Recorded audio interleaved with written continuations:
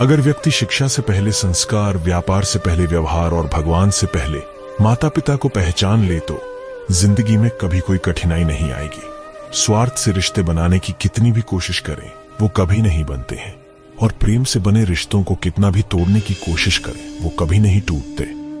हर किसी के अंदर अपनी ताकत और अपनी कमजोरी होती है।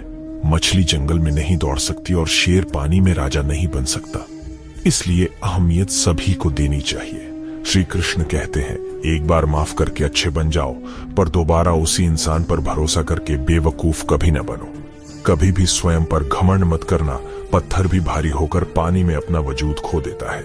हद से ज्यादा सीधा साधा होना भी ठीक नहीं, क्योंकि जंगल में सबसे पहले सीधे पेड़ों को काटा जाता है। अच्छी किस्मत के लोग थोड़ा भी बुरा होने पर भगवान को कोसते हैं, और बुरी किस्मत के लोग थोड़ा भी अच्छा होने भगवान का स्मरण और धन्यवाद करते हैं। बुरे कर्म करने नहीं पड़ते हो जाते हैं, और अच्छे कर्म होते नहीं करने पड़ते हैं।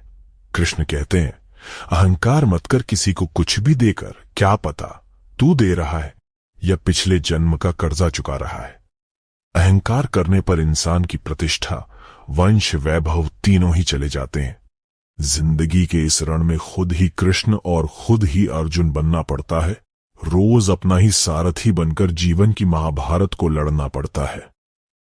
क्या सदा मौन रहना उचित है? नहीं, इतिहास साक्षी है। संसार में अधिक विपदाएं इसलिए आई क्योंकि समय पड़ने पर मनुष्य उसका विरोध नहीं कर पाया। जब मनुष्य को अपने धर्म पर अहंकार हो जाता है तब उसके हाथों अधर्म होने लगता है। यह सच बात है कि भूल करके इंसान कुछ सीखता है, परंतु इसका यह मतलब नहीं कि वह जीवन भर भूल करता रहे और कहे कि हम सीख रहे हैं। कृष्ण का कोई आदि, मध्य या अंत नहीं है। कृष्ण के रूप की कल्पना उनके अलावा कोई और नहीं कर सकता। अच्छे लोगों की कृष्ण परीक्षा बहुत लेता है, परंतु साथ नहीं छोड़ता, और बुरे लोगों को कृष्ण बहुत कुछ देता है, परंतु साथ नहीं देता। जिंदगी में दो लोगों का होना बहुत जरूरी है। एक कृष्ण जो ना लड़े फिर भी जीत पक्की कर दे, दूसरा कर्ण जो हार सामने हो फिर भी साथ न छोड़े। तू करता वही है जो तू चाहता है, होता वही है जो मैं चाहता हूं। तू वही कर जो मैं चाहता हूं, फिर होगा वही जो तू चाहता है। रो पड़े कृष्णा ने कहा, मैंने तो सबकी सुनता हूं, पर मेरा कौन सुनता है। इंसान गलत कार्य करते समय बाएं दाएं आगे पीछे चारों तरफ देखता है, बस ऊपर देखना भूल जाता है। श्री कृष्ण कहते हैं कि जन्म लेने वाले के लिए मृत्यु उतनी ही निश्चित है जितना कि मृत होने वाले के लिए जन्म लेना। इसलिए जो अपरिहार्य है उस पर शोक मत करो। भरोसा अगर खुद पर रखो तो ताकत बन जाती है, और दूसरों पर रखो तो कमजोरी बन जाती है।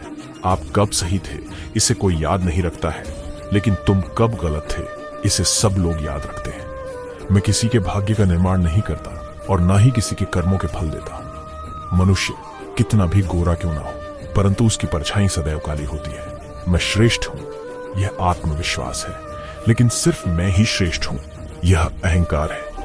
मैं सभी प्राणियों को समान रूप से देखता हूं, न कोई मुझे कम प्रिय है ना अधिक, लेकिन जो मेरी प्रेम पूर्वक आराधना करते हैं वो मेरे भीतर रहते हैं और मैं उनके जीवन में आता हूं। तुम्हारा क्या गया जो तुम रोते हो? तुम क्या लाए थे जो तुमने खो दिया? तुमने क्या पैदा किया था जो नाश हो गया?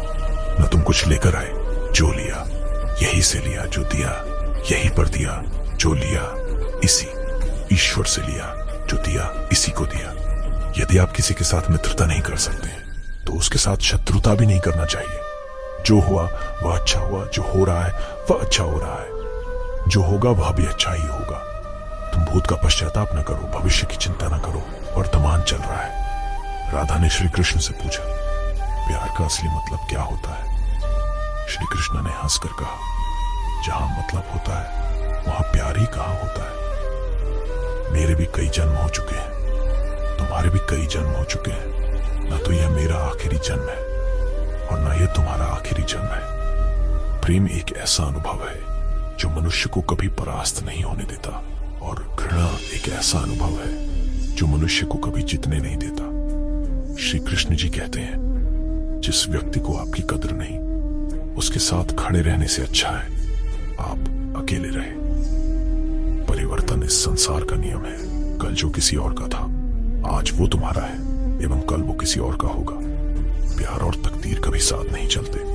क्योंकि जो तकदीर में होते हैं उनसे कभी प्यार नहीं